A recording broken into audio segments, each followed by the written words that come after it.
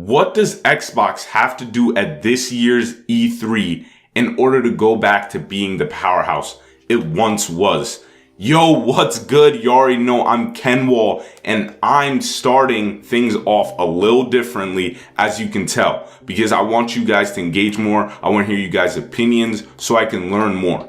And in case you're new to this channel, this week I'm be doing an E3 rollout. So if that interests you, I highly advise you to subscribe and tap the bell icon. And since you're right there already, you might as well like the video. You never know when you need that good karma.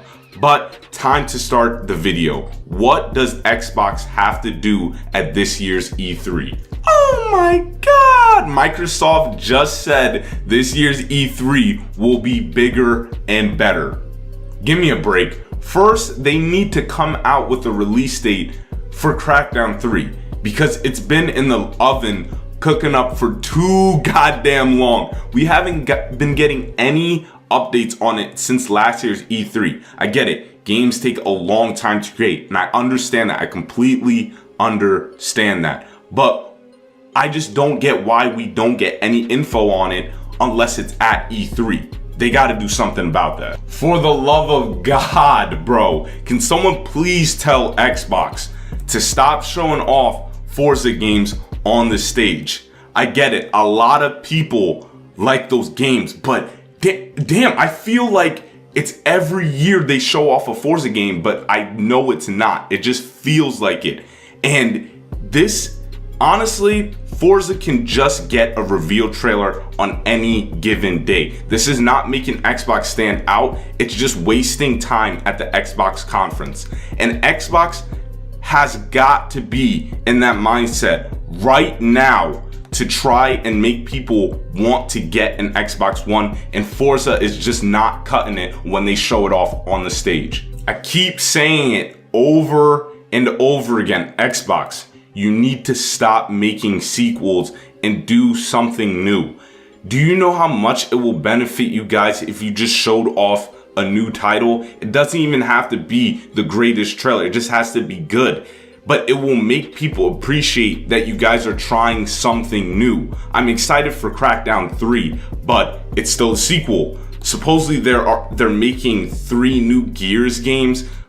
What? I don't get it, whatever. But sequel, Halo 6, sequel. Halo's been out for I think more than a decade. Please, all of these games have been running for a very long time. I'm not saying Crackdown. Crackdown is an exception because it hasn't come out in a very long time, and maybe they could do a God of War where they just completely redo the game and make it better. But Gears and Halo, come on, you got to give up on them. They had a good run. You're just making them worse. Please just give up on them. Why is it that every year it feels like we're kind of getting tricked? And what I mean by that is Xbox shows more games off that they own marketing distribution over. In case you don't know what that is, it's when they control how the game gets promoted by saying better on Xbox One at the end of a commercial, or for example, Anthem, showing Anthem off on the Xbox One X at I think the Xbox conference, something like that. It really doesn't mean anything because in the middle of the demonstration, they show you what consoles it's coming out for. I don't think Sony does this or Nintendo. They straight up don't do that because it's not really that necessary, because you know how I said it's better on the Xbox One? That's a lie because it's better on PS4. I'm pretty sure the PS4 performance-wise is better than the Xbox One. Not the Xbox One X, but the PS4 and the Xbox One, the PS4 wins. So you're lying. It doesn't make sense, but they got to stop doing that. That's one thing they really need to stop doing. All right. This honestly is about to get real loud. Like this is what I'm really disappointed by.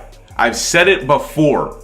Xbox, you never should have linked up with PC. I got love for all these consoles. PC, I'm a PC gamer now a little bit. I got love for all of them. This doesn't mean disrespect. This is disrespect to the fans like me that support Xbox. But in case you don't know, Xbox and PC gets the exclusive Xbox has. So technically, it's not an exclusive. It's not an Xbox exclusive anymore. And this is where I get into how disrespectful it is to the fans.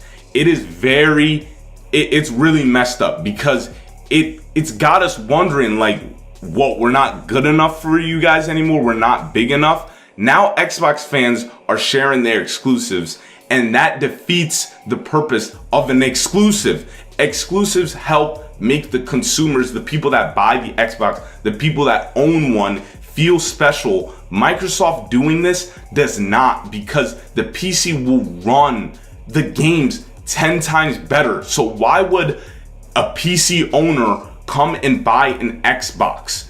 It's just like, you're sharing for what reason? Why are you sharing? That's what I just don't get. And I just feel like it's very disingenuous what they did with the people that bought the Xbox One, because it had a terrible launch, and them trying to do this whole PC thing where it's cross compatible, where you can play with PC players. It's like, we're gonna get washed by them. The PC players are better, and the games run better on the PC. So why would you do this? I just don't get why they did this. And I feel like E3, they gotta come up with a better solution for both parties, primarily the Xbox owners, for exclusives, because it's very disrespectful.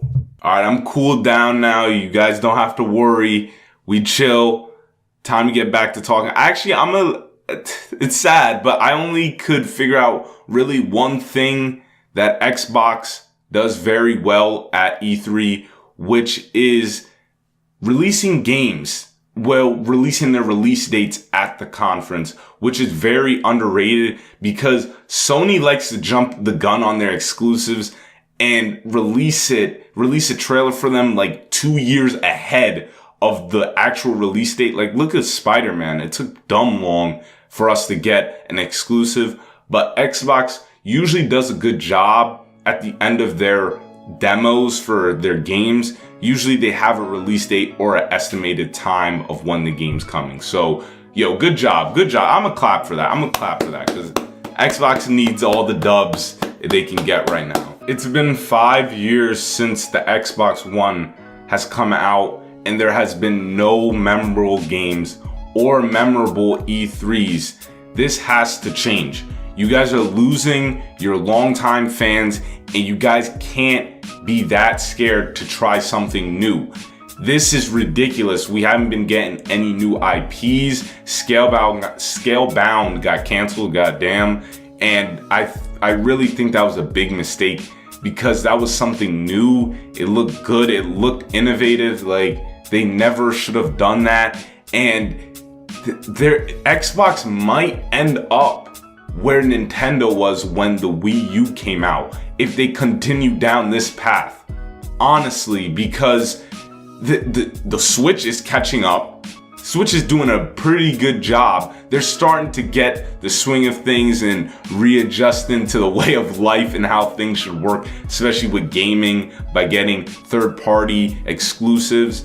But Xbox, maybe that was a little bit of an exaggeration, ending up where the Wii U was, because that was pretty bad. But Xbox, you guys got to do something, because this is not good. Phil Spencer, I was watching this one dude who said he gave Phil Spencer 3 years to try doing something with Xbox, because the Xbox One had a terrible launch. So he gave him 3 years after the launch of the Xbox One.